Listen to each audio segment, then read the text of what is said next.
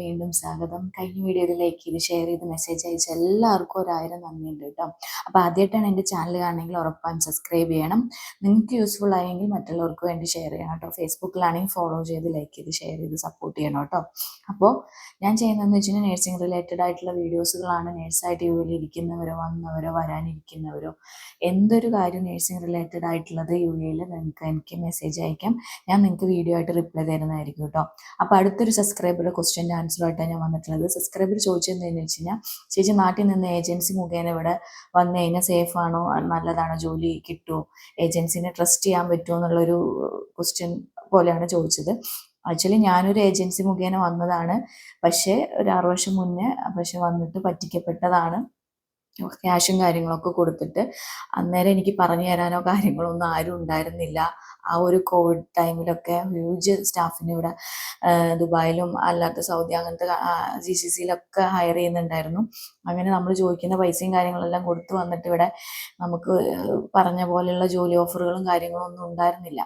അപ്പോൾ നിങ്ങളൊരു ഏജൻസിനെ തിരഞ്ഞെടുക്കുമ്പോൾ അത് അത്രയും ട്രസ്റ്റബിൾ ആണോ എന്നുള്ളതൊരു 10 തവണ ഒന്ന് ആലോചിച്ച് അത് അന്വേഷിച്ച് പിടിച്ചിട്ട് എന്ത് ചെയ്യുക, അതിലേക്ക് ഇറങ്ങുക. എല്ലാ ഏജൻസികളും തെറ്റാണെന്ന് ഞാൻ പറയുന്നില്ല. ജെന്യൂൻ ആയിട്ടുള്ള ഏജൻസികളുണ്ട്, നന്നായിട്ട് നഴ്സസിനെ ഹയർ ചെയ്ത് ജോബ് ഓഫർ കൊടുത്ത് കറക്റ്റായിട്ട് പ്ലേസ്മെൻറ്റ് ചെയ്യുന്നവരുണ്ട്. പക്ഷേ ഒരു എന്താ പറയുക 50-50 ആണ്, 50% ഫേക്കാണ്. അപ്പോൾ ക്യാഷ് ആദ്യം ചോദിച്ചു വരുന്ന ഏജൻസികളാണെങ്കിൽ നിങ്ങൾ അതിൽ പോയി വീഴരുത്. ക്യാഷ് ആരും ആദ്യം കൊടുക്കരുത്. പിന്നെ നിങ്ങൾക്ക് എന്തെങ്കിലും ആ ഏജൻസിനെ കുറിച്ചുണ്ടെങ്കിൽ എനിക്ക് ജസ്റ്റ് ഏജൻസിനെ അയക്കുക, ഞാൻ എൻ്റെ വഴിയിലൊന്ന് അന്വേഷിച്ച് നോക്കിയിട്ട് നിങ്ങൾക്ക് അപ്ഡേറ്റ് ചെയ്യുന്നതായിരിക്കും കേട്ടോ. എനിക്ക് പേഴ്സണലി ഒന്ന് മെസ്സേജ് ഇട്ടാൽ മതി, ഞാൻ അന്വേഷിച്ചിട്ട് അപ്ഡേറ്റ് ചെയ്യാം. പിന്നെ അല്ലാണ്ട് നിങ്ങൾ വരുവാണെങ്കിൽ അന്വേഷിക്കുക, അത്രയും അന്വേഷിക്കുക.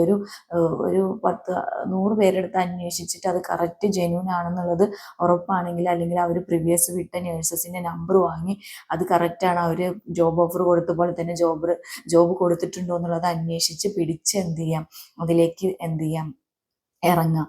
അപ്പോൾ പോലെ പറ്റിക്കപ്പെടാതിരിക്കുക കേട്ടോ. ഇവിടെയും ഇപ്പോൾ കുറേ ദുബായിലും കുറേ ഫേക്ക് ഏജൻസികളുണ്ട്. നാട്ടിൽ നിന്നും ഇഷ്ടം പോലെ ഉണ്ട്, നമ്മൾ കേട്ടറിഞ്ഞതും ഉണ്ട്, അല്ലാണ്ട് നമുക്ക് അറിയാത്തവരും ഉണ്ട്. അവരൊക്കെ കണ്ടു കഴിഞ്ഞാൽ ശരിക്കും നമുക്ക് ജെന്യൂനായിട്ട് തോന്നിപ്പോവും. അവർ ചിലപ്പോൾ അവർ ഓഫർ ചെയ്തവർക്കൊക്കെ ചിലപ്പോൾ പറഞ്ഞ അതേപോലെ തന്നെയാണോ, വിസ തരാം, വിസിറ്റിംഗ് എടുത്തു തരും, അങ്ങനെ ഇങ്ങനെ എന്നൊക്കെ പറഞ്ഞ് പലതും പറഞ്ഞ് നമ്മളെ എന്ത് ചെയ്യും, ബ്രെയിൻ വാഷ് ചെയ്ത് കൺഫ്യൂഷൻ ചെയ്ത് അവിടെ വെക്കും. അന്നേരം നമ്മൾ അതിൽ പോയി വീഴും. പിന്നെ അവർ ചോദിക്കുന്ന എമൗണ്ട് കൊടുക്കുകയും ചെയ്യും. അങ്ങനെയൊന്നും ചെയ്യരുത്. ആക്ച്വലി ഡയറക്റ്റ് വന്ന് നിങ്ങൾ DH എക്സാമും കാര്യങ്ങളും എല്ലാം നിങ്ങൾക്ക് തന്നെ ഒറ്റയ്ക്ക് ചെയ്യാൻ പറ്റും. എല്ലാം ക്ലിയർ ആക്കി കഴിഞ്ഞാൽ നിങ്ങൾക്ക് തന്നെ ഓണായിട്ട് തന്നെ അന്വേഷിച്ച് പിടിച്ച് എന്താക്കാൻ പറ്റും, ജോലി അന്വേഷിച്ചാൽ കിട്ടാവുന്നതേ ഉള്ളൂ. അപ്പോൾ ഒരു ഏജൻസിനെ ആശ്രയിക്കേണ്ട ഒരു ആവശ്യമില്ല. പിന്നെ കുറേ ഏജൻസി മുഖേന വന്നിട്ട് ഇപ്പോൾ ഗവൺമെൻറ്റിലാണെങ്കിൽ പോലും ഇപ്പോൾ പ്രൈവറ്റ് ഏജൻസി മുഖേനയാണ് സ്റ്റാഫിനെയൊക്കെ ഇവിടെ പ്ലേസ്മെൻറ്റ് ചെയ്യുന്നത്.